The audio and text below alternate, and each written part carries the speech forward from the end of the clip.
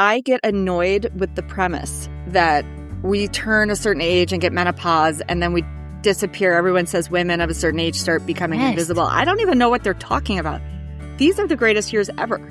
I don't like all this talk about feeling bad. And I mean, I guess you could feel bad if you wanted to. Like, let me tell you something. I got by accident a 10 times magnifying mirror, and it scared the out of me. I have never been so terrified in my life. I found an eyebrow that was this long and it was gray. And then like it's all creping in here. I had a mustache. Oh, I had blackheads. It was terrifying. So yeah, we can be terrified, or we can just say, you know what? Let's just try stuff. Right. Explore things. Say yes. Happy New Year and happy holidays, everybody. Welcome to the Paula Ferris Show. I'm your host, Paula. We were dark on the podcast for a couple of weeks, but we are back and back in a big way. Get ready for some laughter in today's episode as we kick off 2026. So what I'm going to be doing all month long, I'm going to be talking about the most talked about topics and conversations from 2025. It's essentially a best of all month long. We're going to be talking about perimenopause, teens and technology, teen dating. And we are kicking things off with this episode, a very memorable one from Peaches and Diesel 104. Yes, that's her name on Instagram. It's Peaches and Diesel 104. She's a midlife mama, an empty nester, and she has a massive following for her content, which I don't even know how to accurately describe it, but it is part ridiculous, part reality, and just so much fun. Peaches is a midlifer like a lot of us, and it's true. We find a ton of confidence this time in our lives, and connections are probably more important now than they've ever been. Peaches somehow, she convinces her friends to do the most ridiculous things. She also has a Dateline folder, which is just hysterical. We'll talk about the backstory about the Dateline folder and why she calls her husband Captain Big Shot. So sit back, everybody, relax, try not to pee your pants, because yeah, it's just that funny. And of course, that's what happens now that we're midlifers. But we are going to laugh our way through some really important topics like empty nesting, menopause, and midlife. Without further ado, here is the very funny Peaches and Diesel. Peaches from Peaches and Diesel. I'm so excited to be talking to you. And this is serendipitous. We're both wearing peach.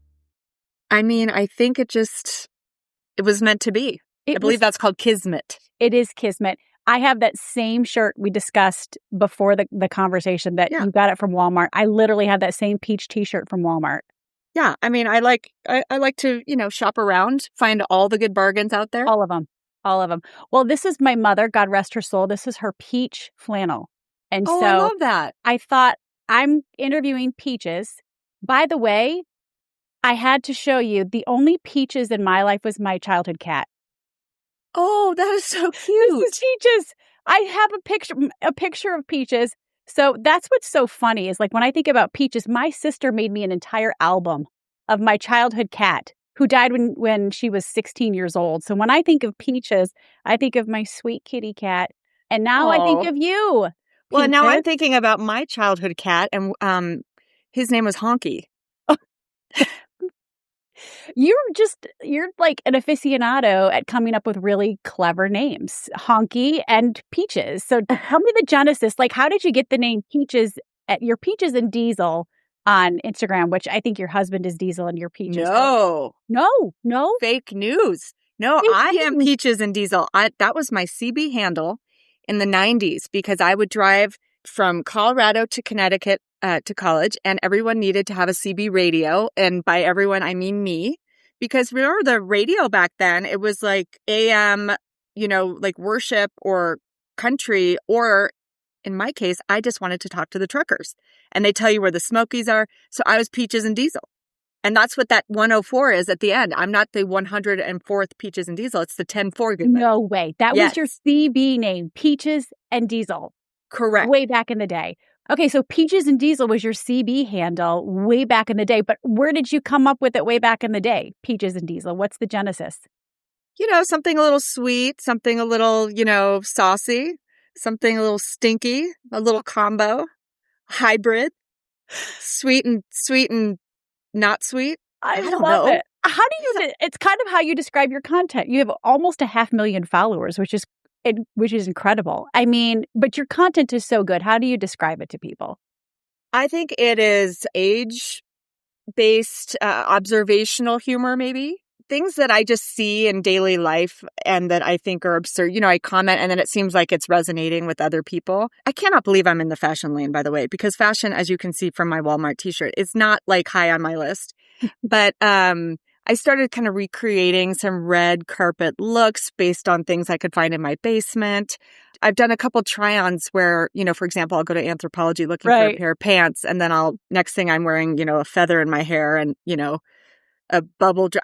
I just get distracted and I don't know. I'm just trying to embrace anything that comes my way, anything that seems interesting and fun.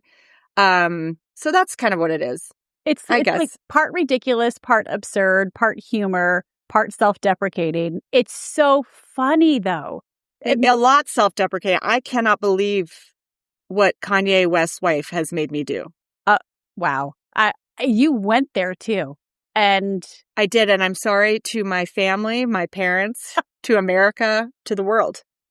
What does your family think about, by the way, if you're watching on YouTube, Peaches has a mug that says, "Don't be a boob," that she's drinking from right now. It's my tagline. With a Dolly Parton photo canvas on the wall behind in your fancy studio of your home. Yes, in my kitchen. Yes. What does your family think about all of this? You have 2 grown kids. You have a husband who is just hilarious too. Must think you just are a little off your rocker, but embraces it clearly. What do they think about it?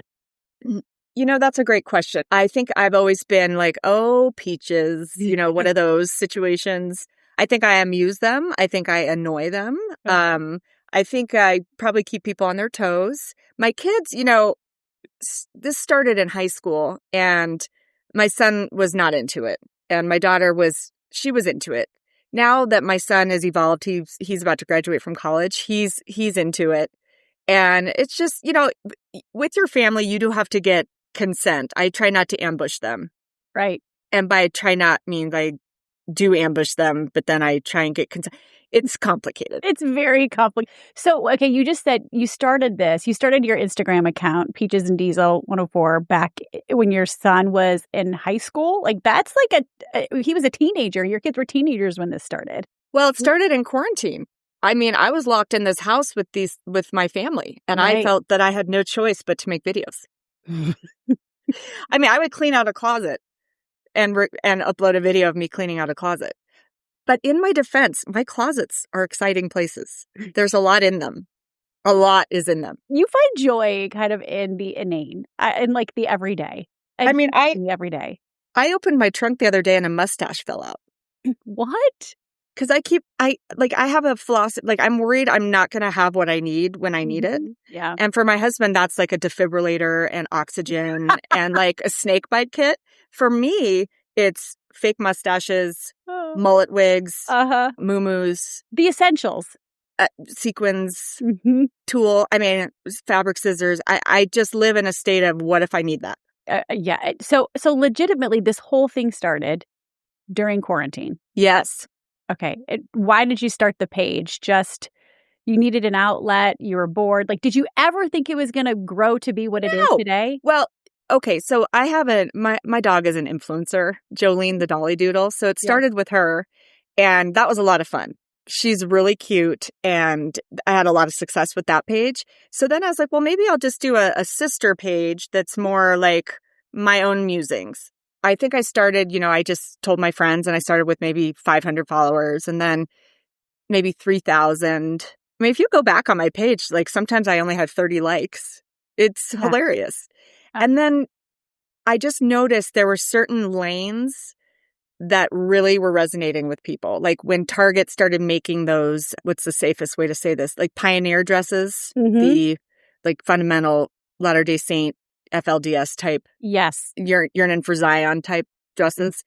That's where, and everybody else was noticing. So all of a sudden we're all trapped in our houses noticing these things. And it just, I don't know. I have a great community of women, You really do. I've noticed that. Like, you have a great community of friends. You convince them to do some really crazy stuff too, and which we're going to talk about in a little bit, because I think that's key to the time in our life where we find ourselves, Peaches. We're kind of midlifers. I mean, I'll be 50 this year.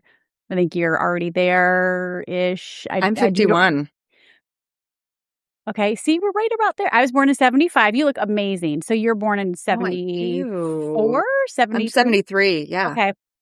Yes. Okay, so we're like in the same stage of life. Neck and neck. Midlife, kind of going through menopause, perimenopause. Although you're a nester, I still have 3 at home. We left New York City during the pandemic and moved down to South Carolina. And there are women my age down here that are grandmas. I went home a couple of weeks ago, and a couple of my high school friends that we graduated high school in 1993, they're grandmas already. So I mean, I think that is the upside of being a teen mom, is that you get to be a really young grandma. Yeah, and a hot grandma, right? Total hot grandma. My mom had us when she was 21, 22, 23, somewhere in there. She's a super young, foxy mom. Yeah. We're on a bowling team together. Which I've seen. I think, didn't you guys bowl in your said Latter-day Saint dresses from Target or Moo-Moos or something? I've put them in all kinds of stuff. Those poor ladies. I'm on a senior league with, our team is called, I'm with my Aunt Dot, who's 82, and she has red hair that does not have gray in it, like a bob. She's amazing. And my mom, and we're called the Bowl Movements. The Bowl Movements. Oh my gosh. Okay. One thing, if you haven't tried it and I love hanging around with old people. Have you ever taken an aquatics class at the Y, or just an aquatics class in general with all the old people? It's a water aerobics. Yes. I loved my grandparents. I love my grandma. I love seniors. I do. Yeah. And I love bingo. Oh my, you literally are like, you're an old person. You're an 80-year-old trapped in a 51-year-old's body, aren't you? I am. I went to a Stitch and Bitch. I was invited to a Stitch and Bitch with all these quilting ladies. It's where everyone brings their machine and their projects, and you just sit in a circle and you sew, and it's Stitch and Bitch. So my machine comes in a little case. My mom got it for me. I think it's an entry level for 9-year-olds. And everyone had $4,000 quilting machines. These ladies were so hardcore. And luckily I was sitting next to someone who was really nice to me. The rest where I felt a little intimidated, but the lady next to me was teaching me some major fundamentals. And I was just winging a dress. And they couldn't believe I didn't have a pattern. Of course, it was a complete nightmare, but I'm like, I just like to try stuff. But I don't like to follow directions. So therefore, therein lies some problems. The creative element, the creative aspect.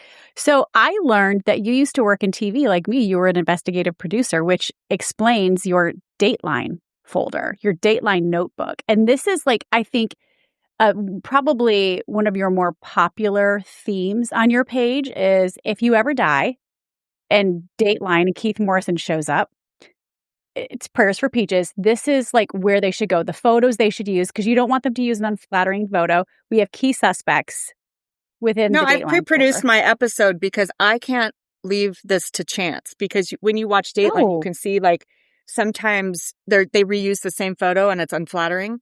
Very unflattering. And so I have some really flattering photos of myself. And then I put a really terrible photo of my husband, because if he becomes a cocaine dealer and then cheats on me and then kills me, he's not going to be tan on a jet ski. He does not deserve to look good. He's going to, so I have one reserve photo. I should probably pull that up for you. So where did this come? This had to have been again, you were an investigative producer. Yeah. Yep, this is his for a network that we won't name. Okay, oh wait, this is so if you're watching on YouTube, it says use this photo if we learn that Captain is a druggie, and it's his eyes are half open. Yeah. Very unflattering. Yeah. Very unflattering. So you produced your whole show. I produced the whole thing, and I gave all kinds of options. And also it has turned into it's like scrapbooking for the new age. So I put anything that bothers me in here, anything I'm monitoring. I have information. I have a pregnancy test in here, in case people think that Kevin Costner got me pregnant on the set of Yellowstone. So that's in there. I have a couple of fair options, because I don't want them coming up with the mailman or the plumber. No, we have DeMarcus Ware. We have Margot Robbie. You have to have a lesbian. Yes. There's all kinds of things you have to have in here to keep your episode compelling. And I did learn Right. that from being a producer at CBS because I know how these things work. I know how this operates. I spent a lot of Right. time in an undercover van. This is so I did. it's so ridiculous, Peaches. Yeah, You produced your Dateline episode. Like, why? I did. It's so ridiculous and funny. I'm going to reframe that question for you. Why not? Why haven't you? I mean, this is just smart business. This is just smart. I mean, I love it. Listen, and also it's a good way to stay on top of the news. I mean, I had to add P. Diddy into my suspects. Right. That whale that ate the kayaker and spit it out, that whale is in here. I mean, Wow. you got to Yeah. think. You got to stay on your toes. Has Dateline contacted you about this yet? Well, I did a podcast with Josh Mankiewicz No, from are Dateline. you kidding me? Yeah, and How these did I ladies miss that? that date with Dateline podcast, and we went over this whole thing.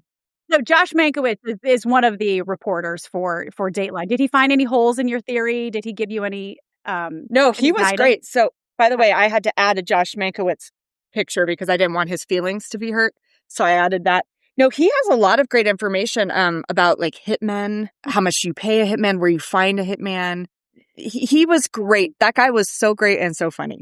So you're clearly tackling midlife with a lot of humor. Like, how do you describe these years? Because you seem to be just like this confident woman who embraces the inane and insanity and ridiculous. How do you describe your midlife years? I will tell you that I get annoyed with the premise that we turn a certain age and get menopause and then we disappear. Everyone says women of a certain age start becoming invisible. I don't even know what they're talking about. These are the greatest years ever. I don't like all this talk about feeling bad. And I mean, I guess you could feel bad if you wanted to. Like, let me tell you something. I got by accident a 10 times magnifying mirror and it scared the out of me. I have never been so terrified in my life. I found an eyebrow that was this long and it was gray. And then like it's all craping in here. I had a mustache. Oh, I had blackheads. It was terrifying. So yeah, we can be terrified or we can just say, you know what? Let's just try stuff. Right. Explore things. Say yes. Don't say no. I'm more confident now than I ever have been. I really don't care as much anymore. Is that how you feel? I don't care. I care what people I care about think. Right. I mean, I don't want to run amok in society being a butthole or something. Yeah. But I don't care. Like, if you don't like my necklace or you don't like, I mean, people on my Instagram can be kind of mean sometimes. Like, not my followers, but just the drive-by shooters. The trolls. But I don't, like, if you don't like my music, then don't listen to it. If you don't like my hair, then don't wear it like that. I mean, just you do what you want to do. I do what I want to do. And that's what I am trying to teach our kids is like, because they all want to be the same. They all want the same clothes and want to like the same things. And I always think it's what makes you different that makes you cool. That's what I love anyone who's trying something new or exploring. I have a friend who's just got her PhD or people who are writing books or just putting themselves out there. It's great. They're trying something new and stepping outside of their comfort zone with confidence. Absolutely. And long eyebrow hairs. So, well, why didn't anyone tell me that? I am the first to tell you if you have a chin hair. The very first person. Same. I will save you from yourself. So if it was this long, that tells me it was there, unless it was one of those squirrely ones that got there overnight, because we all know about those. They just grow overnight. They're like zigzags. Yeah. Okay. I've had to start shaving my nose hairs, but go ahead. Oh gosh, yes, that's next level. That's next level. Okay, so you and I are almost the same age, but you're also an empty nester. Yeah. And I feel like society gaslights us as parents. Like, we only have 18 years. We'll spend 95% of the time with our kids by the time they leave the house. You seem to have a different take on empty nesting. You said your son's graduating from college, your daughter's in college. How have you found the empty nesting years? I mean, clearly, from the content I've seen, you and your husband, Captain Big Shot, are thriving. We're having a blast, but I will tell you, when your first kid goes to college, it absolutely rips your heart out. Yeah. Because it's the change that they will never really live with you again. Yeah. And it does help because usually the summer before they leave, they turn into total, butts. Jerks. But ours didn't. So I have a training program for, empty nest. You have to start like sitting in a suitcase in their room. You have to start watching baby otter and mommy otter videos thrice daily. Mm-hmm. You have to really embrace all of that, because there is a point when you drop them off and you know that last hug is coming, and it is so sad. So I try and prep for that.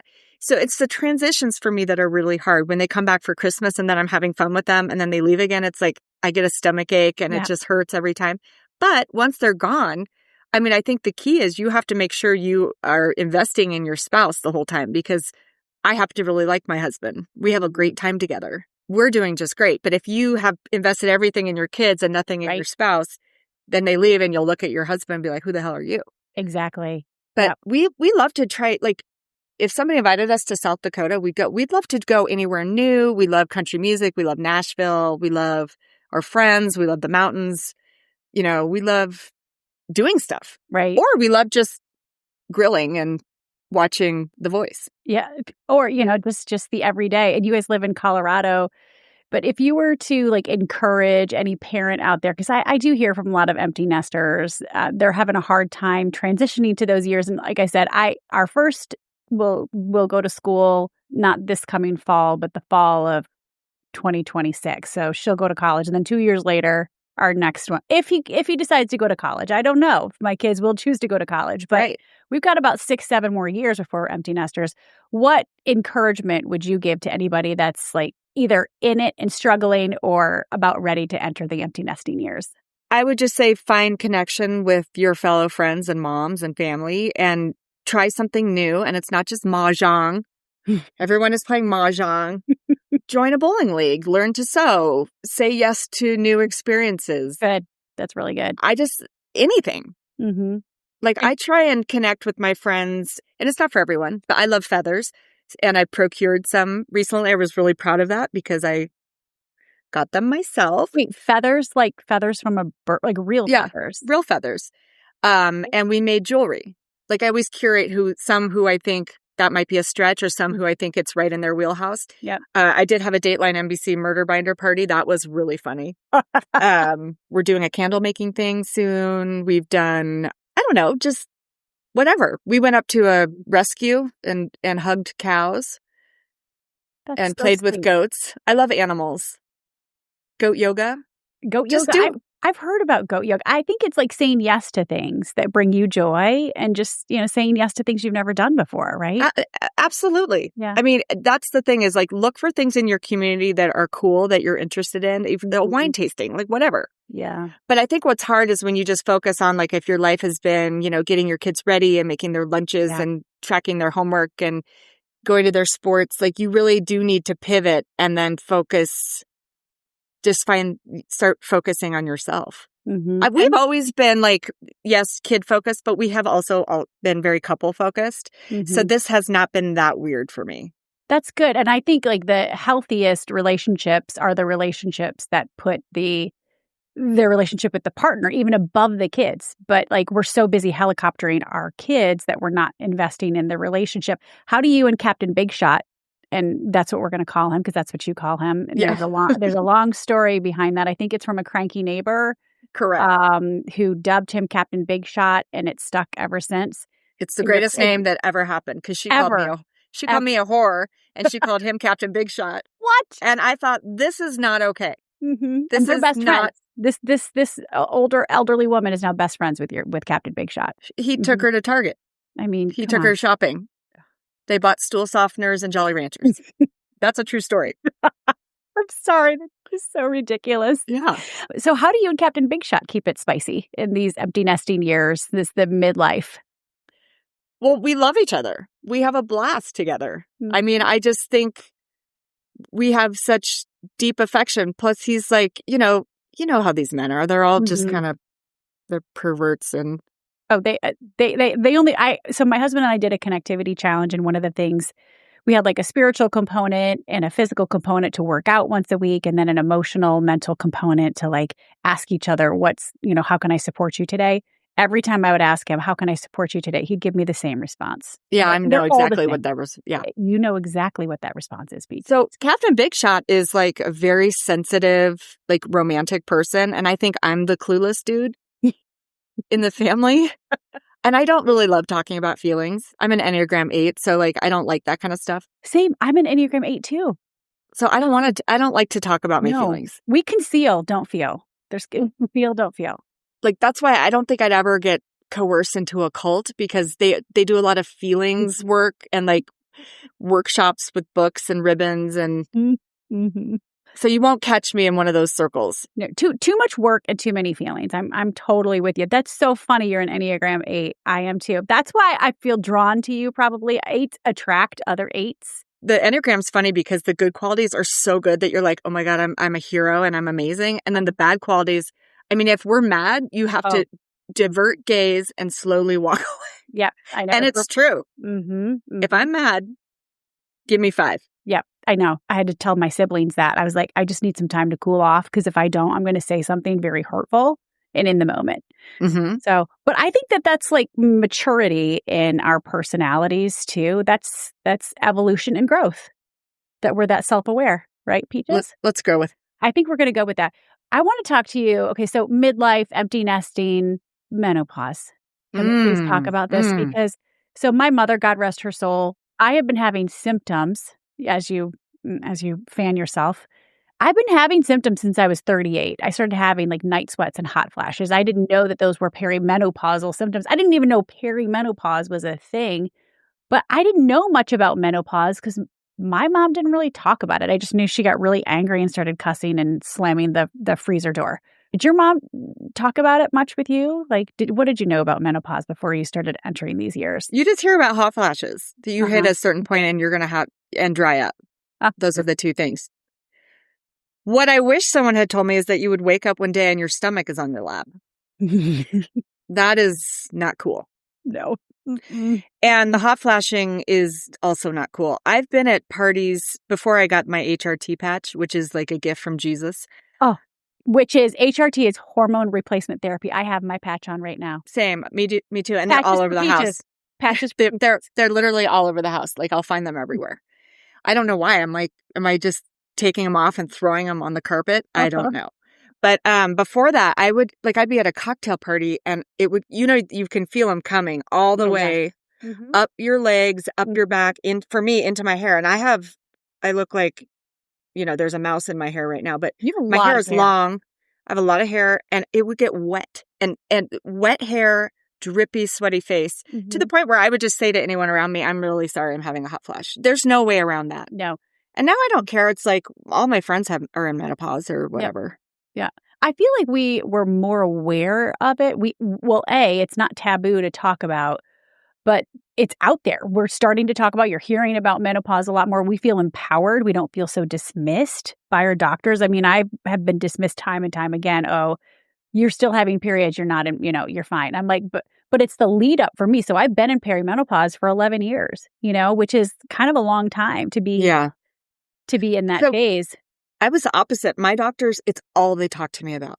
Oh, really? Like, since I was like 29, I'm like, stand down, lady. I just had 29. A baby. Yeah, exactly. Yeah. So that's all they wanted to talk about. Yeah. Yeah.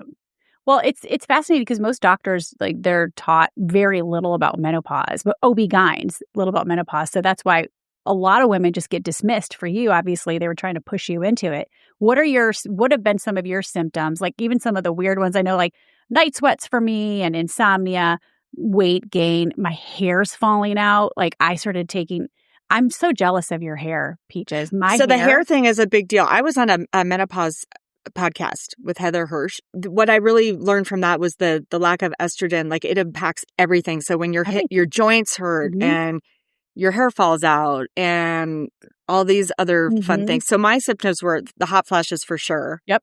Not the hair. I can't tell. So we're supposed to get cranky and bitchy, but I can be cranky and bitchy anyway. So I don't know if can we blame menopause for that? Or is that just... Mine is like more rage. Like I wanted to punch somebody in the face. So rage. Okay. Rage. That's... Because you're right. I can be cranky too. Maybe it's just the personality. We can be a little hot. But I have felt uncontrollable rage. Okay. I'm trying to think about that. You would know it. You would want to punch somebody in the face. I'm an impatient person too. So I'm like, usually when I'm talking to someone, I'm like 6 steps ahead. So I'm like, get there faster. Go, go, go, go. Yeah. Too many words. Too many words. Yeah, I gotcha. Yeah, the weight gain was really cruel. Yeah, it's because I exercise a lot. I know you do. I mean, I do Orange Theory. I do. I play tennis. Do you have one of these? I have my weighted vest. I brought it. I was going to wear it. What is that? You don't have a weighted vest? No. Peaches. You know that we're supposed to lift heavy weights now that we're in this phase of life to build bone density and muscle mass. Right? This again. Yes. That's what's going to keep us out of the nursing home. But I know, but I lift weights at Orange Theory. Do I need to do a weighted vest instead? No, you don't. You can't work out like you did in your 20s and 30s and 40s. It's not about cardio. It's about strength training and bone density and muscle mass. And that's linked to preventing Alzheimer's and a lot like dementia, things that are going to put us in the nursing home. Dr. Mary Claire Haver, she's like the menopause doctor. She said that when she sees skinny, she thinks nursing home. She says the pursuit of skinny is killing us. So she said, I want you to be an ass kicker. I want you to throw a toddler across the room, be that strong. So a weighted vest, this one's 16 pounds. So it's like 10% of my body weight. I'm like 160 now. It's going to help build the muscle mass and the bone density, which is key to keeping us out of the nursing home. I'm going to send you. Do you just wear it around your house? Yeah, I wear it on walks. I'll wear it around the house too, but I wear it. It's exciting. I'll wear one. I'm going to bedazzle mine. See, now I see like a whole, you're an excellent seamstress. You could bedazzle, you could put feathers. I'm going to put feathers. Mustache hanging off of it. I'm going to put mustaches on there too. This right here is like a business venture for you. A weighted vest bedazzled by Peaches. I mean, this is your wheelhouse. This is what you're supposed to start wearing in midlife. It's a blank canvas. I mean, yeah, I guess. So when you say all that, like my personality profile, I want to ignore everything you just said and hide under my bed. I don't want to learn about all these. Can I just do that? Can I just bedazzle a vest and go about my life? You can do that. You can do that if you want. But like, I want to be the healthiest version of myself for my grandbabies if I live that long, because I was an older mom. You know, like you're a fun mom. You're going to be a fun grandma. I'm a fun mom and I will be a fun grandma, but I am also a ball buster. Yes. I will be saying no to my grandkids.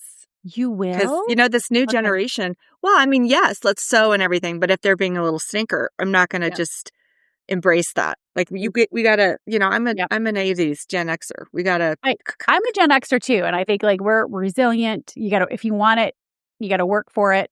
Exactly. You don't get upset. We're kind of like suck it up, buttercup, that kind of generation. I think it's you get what you get. You don't throw a fit. I think is what that one was. Okay, that's what it was. I just have twisted a little bit with my kids. You get what you get, and you don't get upset. And you're right. I twisted a little bit. It doesn't even rhyme your way. Okay, so like I eat a lot of protein. Do you eat a lot of protein? We're supposed to have like I know about this protein. I guess I do. I see. I don't eat a lot of vegetables. No, I'm a meatitarian. I'm a carnivore. Like I feel like at this age with my friends, Peaches, we're either sending each other high protein recipes or inappropriate texts. I don't know. Is that like your friend group right now? I mean, a lot of reels, a lot of TikToks. Yeah. I think that's what all the ladies do. You have a group chat. Yes. And then you send each other these things all day long. Yeah, totally. What's your regimen this time in life? So like I said, I have a weighted vest. I lift heavy weights. I eat a ton of protein. I try to get enough sleep, which is impossible. I'm taking like low dose minoxidil for my hair loss. I'm taking pills that are supposed to decrease my stress. I'm taking vitamin D. What else am I doing? Like, it's just a lot. It's not one thing. Like, how are you tackling this time? So I'm bad at this. And in fact, I don't even really take vitamins. So I need to probably fix that. I drink coffee and tequila, not at the same time. Necessary. The two necessary things. I don't even wash my face. I mean, I really got to turn some stuff around over here. You're perfect though. You're great. You're doing great. I work out. I get outside a lot. I laugh a lot. That's key. Yeah. So I play tennis. I do Orange Theory. So there are weights in there. You're a bowler. You're with the bowl movements. I bowl. And you do bingo and you quilt. I call bingo. Okay. And if I could find a parlor, I would play. I love bingo. I grew up playing bingo at the Elks Lodges around Colorado. Like, I love bingo. Who doesn't? If you don't like bingo, you don't have you don't have any joy. Such a rush when you get to say bingo, right? Have you ever done a false bingo and been wrong? That's really and then you have to go up there and compare, and they're like, "Ooh, yeah, that's a tough one. That's mortifying." It's hard to recover. It's hard to recover. Then you have the walk of shame back to your table after the false bingo. You mentioned it several times, like you have a great friend group, and you also are trying new things, and you love hanging out with the older generation too. But how important are your friends, and do you think friendships are at this stage of life? I love my friends, and I have different friends that fill different needs. I have my childhood best friends that there's nothing like a childhood best friend that knows your family dynamic. You don't have to explain a lot. They just know everything about that. Yeah. So I have those girls, and I have the friends. You meet a lot of good friends through your kids. So I have those like that I met through preschool, and those girls are great. And, different ones give me different things. I can't ask certain ones to do some of these crazy things. But then like my friend Pam, who is kind of a quiet, shy person, she loves anything. She's game for anything. I think what that says is I think all of my friends are open to, hey, do you want to go hug cows? Yes. Do you want to go, to goat yoga? Yes. I have friends like that. And I think everyone should be like that. How do you convince them to do some of these videos? Like you guys did a funny TikTok where you did a TikTok dance. You also had your friends try on their wedding dresses. Like if I had to try on my wedding dress, there would probably be like a 12-inch gap between the sides of the zipper. Yeah. Like there's no way it's getting around my rib. But that's even more fun. So I have two friends. My friend Liz loves wearing her wedding dress. She would just like put it on and like make dinner. And then I have another friend, Jen, who had a wedding dress party for her birthday. And it was so funny. I haven't laughed that hard because we all had duct tape. And then there's always two skinny biatches that can fit into that dress. It gets me off. And people are worried, like for some reason, it makes women feel just terrible when they can't fit in their dress. But I think it's funnier if you can't fit into your dress because I had my friend Jen put on a body controlling swimsuit. Then she put on Spanx. Then she had like one other layer and then she couldn't breathe. And we were just howling, laughing. Oh, and then laughing. The duct tape to just keep it up. I need duct tape. My ribs have tripled since having babies. Agreed. I cannot zip my dress. I cannot zip my dress. I don't even know if I could get mine over my butt, just to be honest. Yeah, it depends on the style. Everyone puts them in those boxes. What fun is that? Why would you archive that thing? Get it out. I haven't taken mine out. It's probably yellow by this point, don't you think? It's yellow if it's in your closet. If it's in that box, it shouldn't be yellow. I've never taken it out. I've been married 25 years. I think you get it out. I think I need to take it out of the box. Bring your friend. Literally, I'm telling everyone, invite your friends over. And if they haven't been married, they can wear a bridesmaid dress. You could there's so many variations of this. You can play games. Put on your veils. It is so fun. I have videos from other people's wedding dress parties. They're hilarious. Friendship is so key though at this time in our life. And I love like that's what you're really focusing on, the joy in friendships and different friend groups too. It's like you said, you have different friends that give you something different and you offer something different to them. Well, and you also have to decide like who are the friends you can truly share with and feel safe with, that it's not going to be regurgitated down the line to someone else. Yeah. So there are those friends, Yeah. The friends you can trust. That can keep it in the circle of trust, like Will Ferrell always says, the circle of trust. The circle of trust. And then you have friends that are just up for things or you're more serious friends. I mean, I literally have the whole range. Yeah. Got to get a wide range. And I would love to hang out with you and some of your friends because you guys just seem so fun and you don't take anything too seriously. And I think at this point, like you just have to be able to laugh at yourself at this stage of life. And I think that's like that joy, but also that confidence. Like I really don't care as much anymore what people, yes, I do care about what the important people think about me, but I don't take myself so seriously anymore. And I would caution people when you see, like, because I think social media can make people feel pretty bad a lot of times because you see, like, look at that cute family and they're in Mexico and she looks so cute in that and her dress and they're so happy and they're so perfect. All of us can do that. I can put a cute family picture out there. I think it's more fun to put my fat stomach out there and like over my jeans. Like that to me is like, we all have it.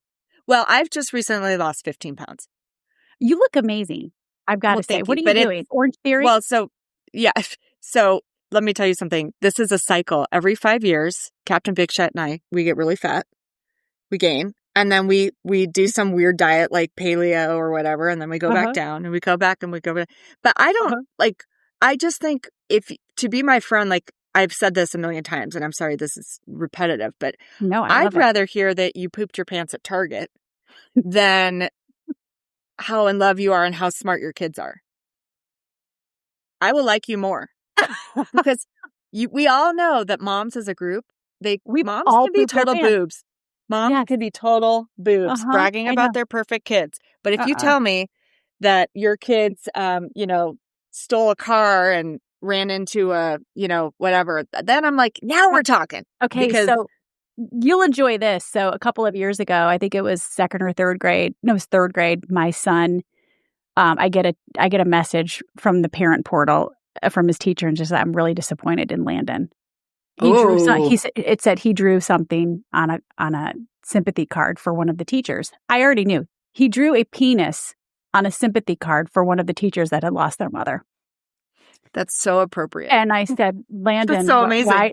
I said, why did you do that? He said, well, my friends dared me. And I'm like, that's my kid. He drew a penis on a sympathy card. So that's sometimes what life looks like. And you know what? If you don't laugh, you'll cry. So I mean, that's the other thing is I just remember my son was in kindergarten and, he was sounding words out like at. And then this other boob mom was like, oh, Timmy's reading Harry Potter. And I just thought, you know what? Let's wait. Let's just wait this one out. Let's just wait this one out. And then that cycle happens again around college and people announcing where they got into school in ways that's super obnoxious versus decide where your kid's going. And then you do the post that's like, we're so excited and proud. And that's awesome because everyone wants to know. We had some very crappy college times, like some really down in the dumps with wait lists. And it really sucked. Yeah. And to be around parents that overshare and brag about all of the scholarships and all of the whatever for every single one. It was just like brutal. So anyway. No, and I think that's just like putting too much weight and emphasis on success and accomplishment and not so much on like our humanity and like the kind of person we want to be when we grow up and not necessarily what we want to do. And you're right. I want to be friends with the mom who said, I pooped my pants at Target, and doesn't take life so seriously, knows what's important and what's not. And isn't afraid to laugh and be self-deprecating. So, by the way, I will tell you right now, 82% of women either poop their pants at Target and Marshalls and Home Goods or almost poop their pants. Where's your source, investigative producer, Peaches? Well, I've just been serving the honest moms in my life. We call those poo emergencies. Everyone's had a poo emergency. And I think, you don't have to admit it publicly. I can do that for you. But I just want people to be honest about that because it's pretty funny. I think it's hilarious. I think it's so funny. So where can people stay connected with you? I mean, obviously your Instagram account. It's really just Instagram. I haven't really expanded anywhere else just because I also have my own company. I do video production in Denver. So you do? Yes, that's why your videos are so good. I was like, how is she producing this stuff? Like you're using more than just Instagram and Reels and what. Yeah, I am an editor and I do video production for nonprofits and for a lot of patient education for a local hospital here. Okay, this is all making sense now. And so Peaches is actually my hobby. I'm going to have to probably make a decision here soon about which lane to go because this is the Instagram is taking up quite a bit of my time. I imagine. And it's a lot of fun. So we'll see. Fun. And you're bringing so much joy to our lives. So I love the heck out of the work that you're doing. And it's bringing. Oh, thank you. Yeah. It's the bright spot of my day. On kind of similar to the outfits that we're wearing, the bright spot in our day, because these are very bright shirts and flannels that we're wearing. So, well, I'm cheering for you, whatever decision you make. Okay? I appreciate it. Thank you so much. And thanks for having me on here. So Peaches and Diesel 104, which is 104. That is my Instagram handle. That's where people can find me. Peaches and Diesel. So can you give us a Peaches and Diesel 104 like you would over the it's a Breaker 19. You got your ears on. It's Peaches and Diesel. Come on. You're so funny. I love you, Peaches.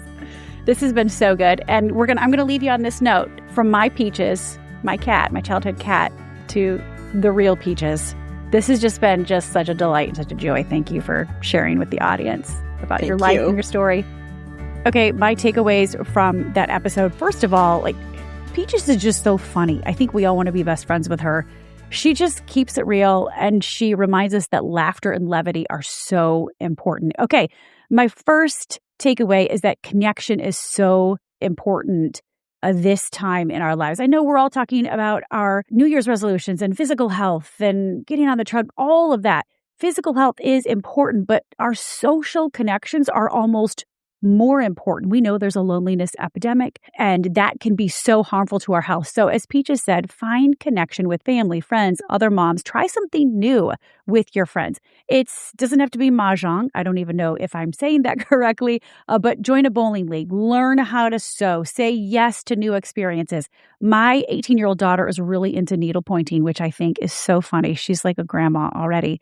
And a lot of her friends are into needle pointing too. I'm going to join her. Try something new. Heck, why not? Do things that bring you joy. I made candles the end of last year. Who am I? I love plants. I don't even know who I am anymore. By the way, we're going to be talking all about this in my personal newsletter. My husband and I are going to be starting our connectivity challenge again this year. And that connectivity challenge has a couple of components. Learn all about it in my personal newsletter at paulaferrisofficial.com, and I will be talking about it more throughout the month. Speaking of partner, as Peaches said, this is key. Make sure that you are investing in one another the whole time, especially if you have kids, because if you're not investing in one another and you're only investing in your kids, well, guess what? Kids leave the house.